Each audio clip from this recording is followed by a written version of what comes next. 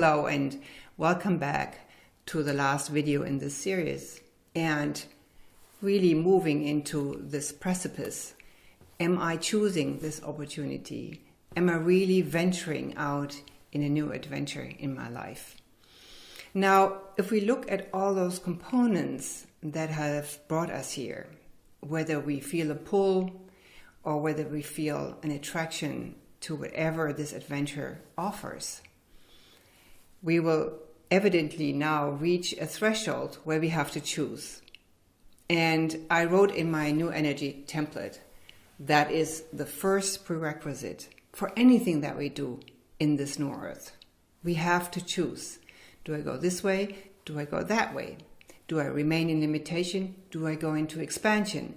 Do I remain in lack, or do I go into abundance?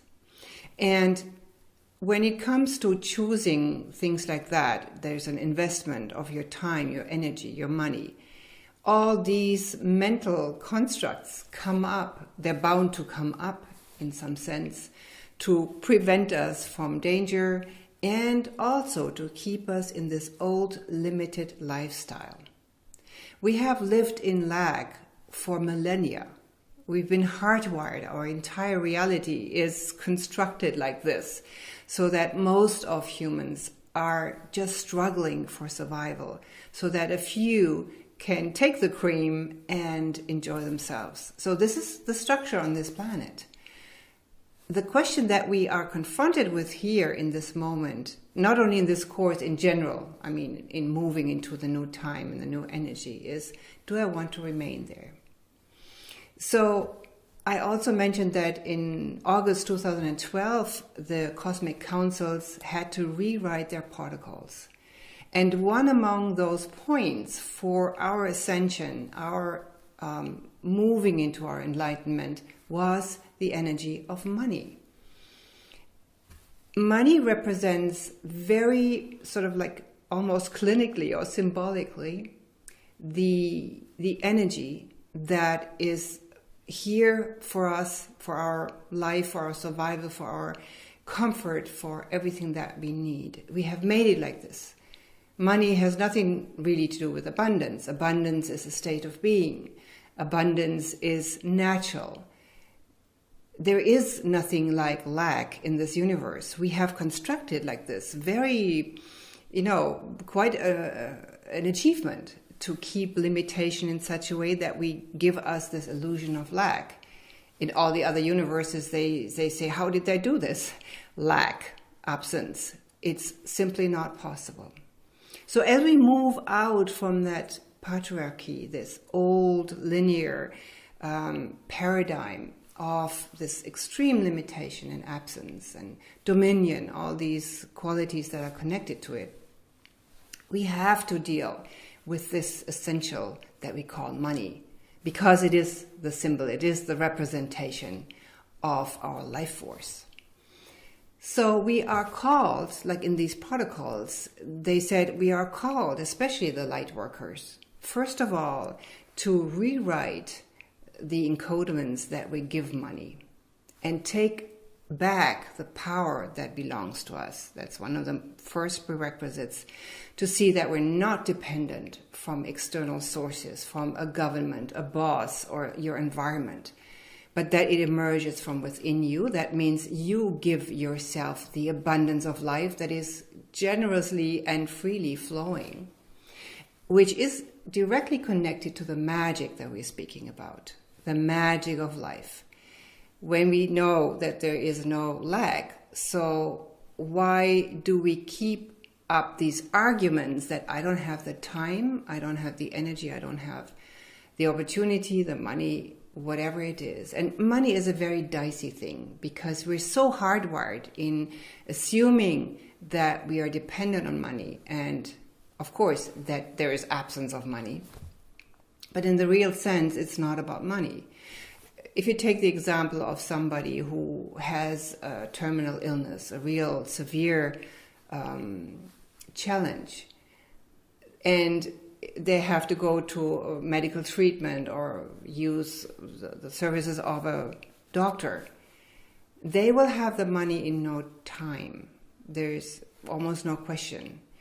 it's like, this is life versus death. So here the money will show up because your choice is like that. I'm choosing to go to this treatment, and your mind is set like this.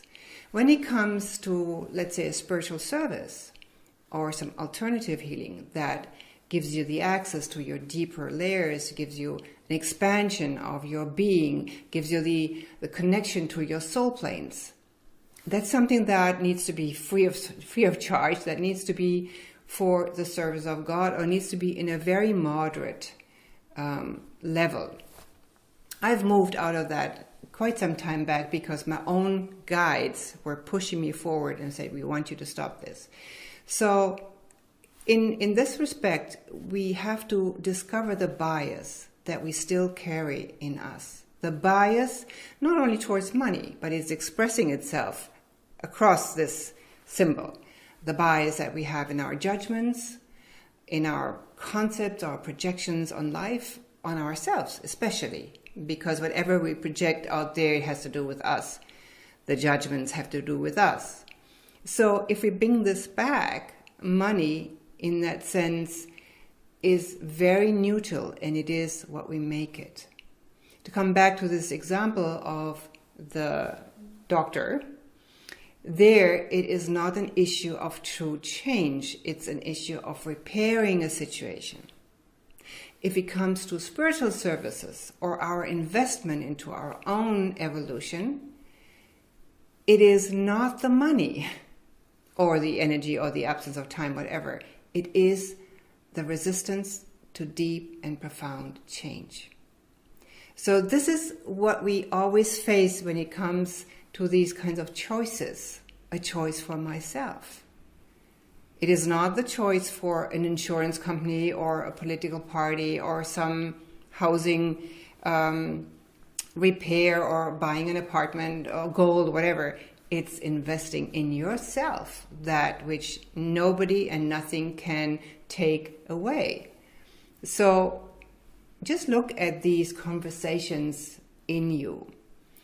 Whether you're really ready to venture into this new magic, into this abundance. Because if you take this choice, you cannot come back into your old mode of, oh, I'm a victim, it's the fault of my boss or of my government, where you give away your power. But if you step into your abundance, into your magic, the natural state of being, then you need to take this responsibility for yourself. And there are no excuses anymore, no arguments, no sort of beating around the bush. It is something that's very straightforward. So if we talk of this venturing into the new earth, all these prerequisites have to be in place, including the financial situation. We cannot move on into a fifth dimensional state with issues of lack or just scraping by or trying to survive. This is the old modality. And in a sense, our soul wants to move away from that. It's so unnatural. This whole universe is abundance itself. It's the magic itself. And to keep ourselves in this limitation or in lack takes up so much energy to keep up that construction that in some sense your entire abundance goes into the lack program. So if you look at this, that lack is not natural, it's not existing. So what do I do with the abundance? I funnel the abundance into lack or absence or sickness or problems, whatever it is. And it all comes back to your choice again. What do I choose? So we're running out in time for the bonus. You can still sign up even in March when the course had already started. But have this discussion, this conversation with you, with integrity, with authenticity. And check out for yourself, what is it what I really want? And where all these arguments are coming in to prevent me from really stepping forward. Because eventually, if you discover that it is just an excuse to stay in your limitation, then the question arises, does it serve me? In which way does it serve me? Because all of you have come to this point, you've all had enough information now to understand what the new energy is about. So no excuses anymore in that sense. And that makes this decision so razor sharp, again, this term, but makes this decision so pivotal. And again, abundance is only in the now moment. It is not tomorrow, it's not the day after, it is now. Because there's only the now moment anyways. But true abundance cannot be mental in some planning for tomorrow or some time-space continuum. It's not to be found here. That would be going back into the limited third-dimensional world. But if we talk of that expansion into the new earth, it is only now. And so the choice for yourself, the 100% yes for yourself, is only in the now moment. So if we understand that in our inner depth and connection to our soul fabric, we know that this is a calling that I have to follow. Whether this time or next time, your choice.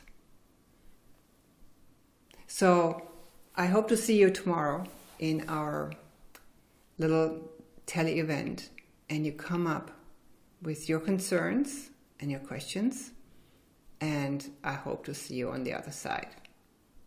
Namaste.